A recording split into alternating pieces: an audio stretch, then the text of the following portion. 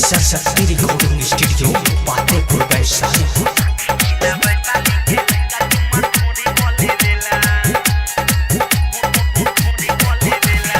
देखे में बारू गोरिया हम बरवन देखे में बारू गोरिया नंबर वन लागे जवानी तोहर आइटम बम ऐसन मरद देला दरद दावा न मिलेला जिला वैशाली के लइका चुम्मा घोड़ी पले वेला जिला वैशाली के लइका चुम्मा घोड़ी पले वेला देखे में बारू गोरिया नंबर वन देखे में बारू गोरिया नंबर वन लागे जवानी तोहरा आइटम बम ऐसन मरद देला दरद दावा न मिलेला जिला वैशाली के लइका चुम्मा घोड़ी पले देला जिला वैशाली के लइका चुम्मा घोड़ी पले देला।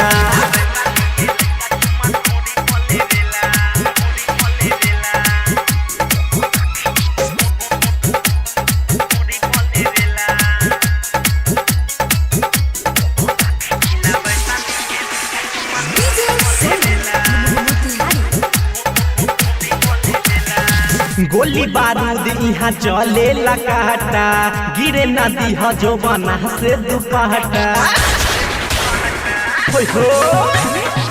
गोली बारूद यहाँ चले लकाटा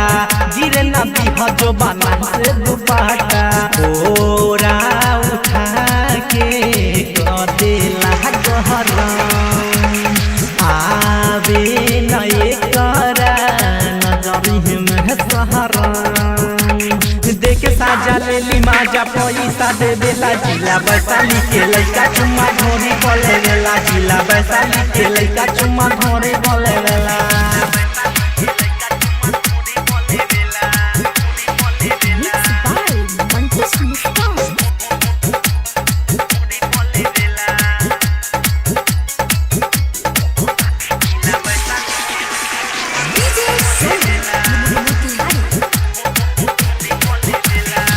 यहाँ के लइका हो खेला ससन की